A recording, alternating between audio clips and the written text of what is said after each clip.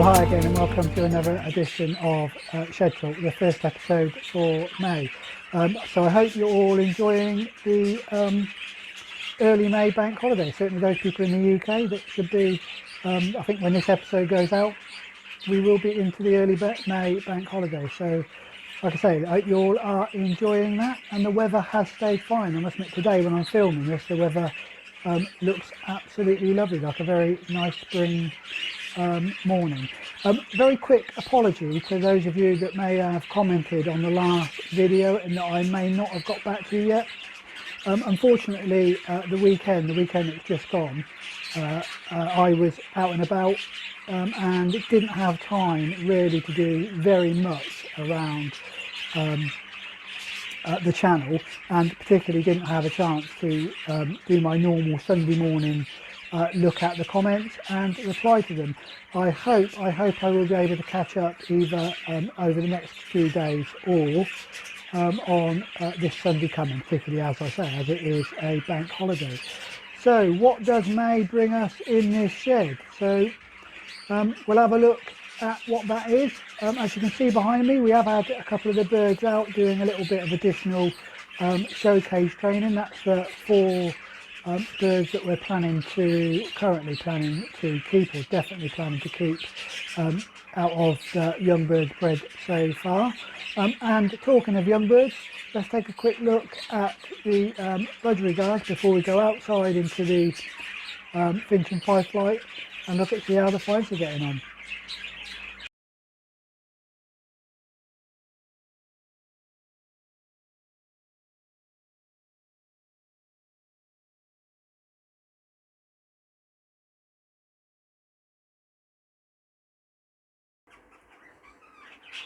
So May in the main budgerigar shed really is that move in between closing the breeding cages down and checking on the young birds and seeing how they are developing. You may remember that I'm closing down slightly earlier this year because of going away on holiday slightly earlier.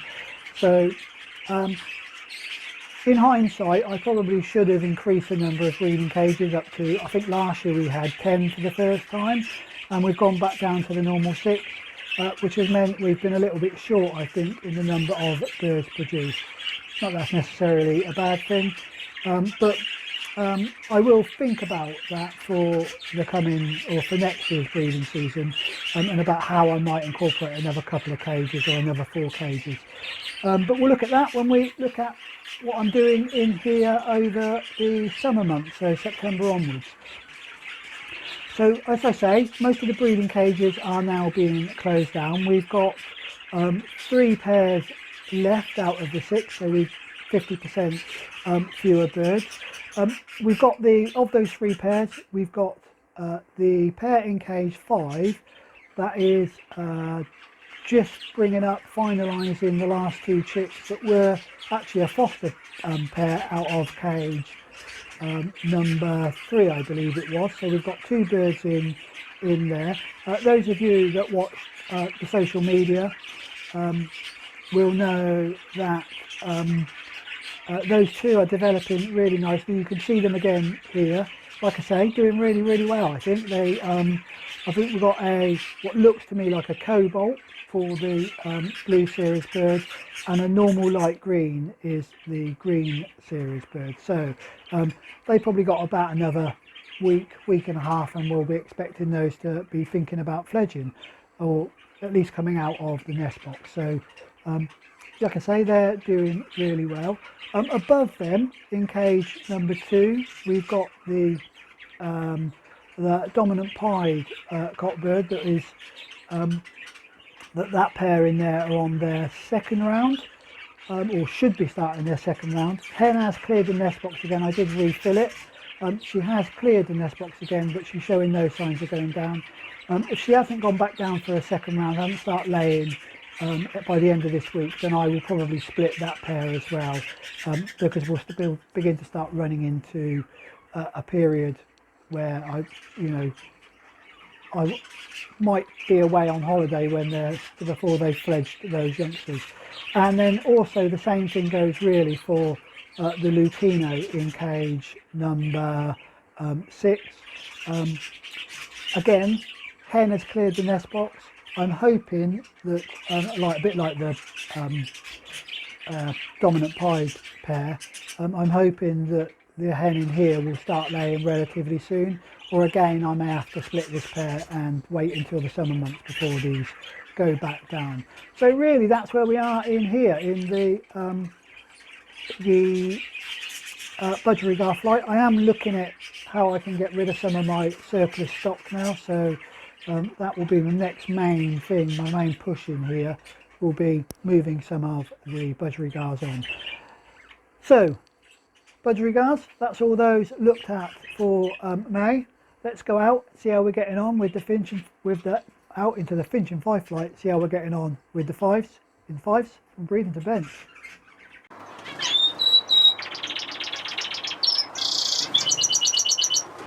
So how are the Fifes going? Those of you that would have been again watching on the social media, either Facebook or Instagram, will know that we have had some real success out here with the Fifes. You may remember, I'll talk a little bit about the 2 cages. So we've got the top cage, which contains the original pair, and we had 4 eggs in there.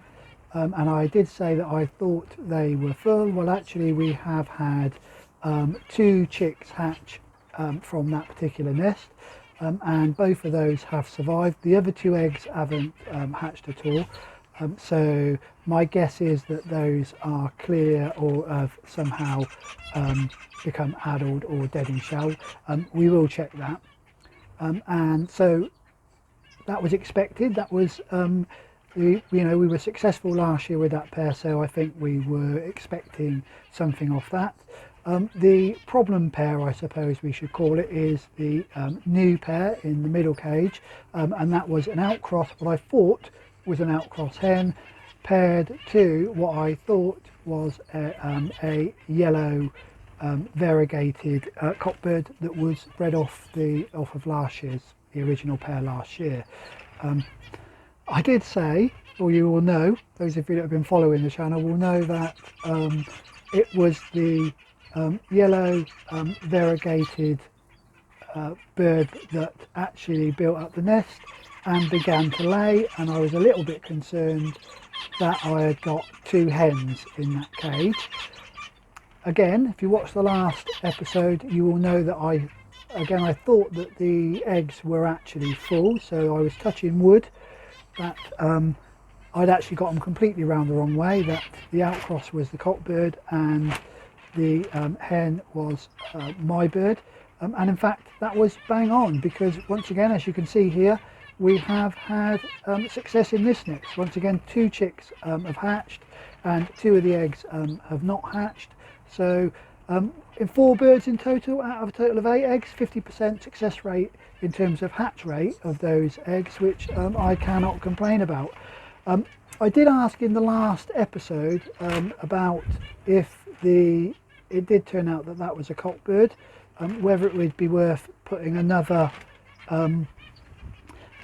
hen into the bottom cage, cage 3, and to run him across the 2, given it's an outcross, and it would give me some half brothers and sisters to work with next year. Thanks to Graham Davey, who came back to me on that and said that the best thing to do would be to pop the hen into the cage below, put the nest pan in there. If she begins to build up, then perhaps put the cockbird into a show cage, hang it on the outside. If she calls to be tread, to let him in and see how it goes that way round. I may well try that, and maybe in the next episode we'll look at me having a go at that. I do need to check whether I've got a hen, a yellow hen to go with, because it's a buff cockbird, whether I've got a yellow hen to go with that. So I'll have a look, and we'll have a look at that in the next episode to see how I get on with, first of all, finding a hen, and then if I can find a hen, how the that might work in terms of the hanging the cage on the outside. So like I say, really good news in here with the Fifes. Can't really complain. I've got, you know, like I say, 4 chicks. All we've got to do now is get some rings on those chicks, and hope that they fledge successfully and we have more success in the second round, or equally a successful second round. Right, that's it from outside here in the Finch and Fife flight, and from Fifes from breeding to bench.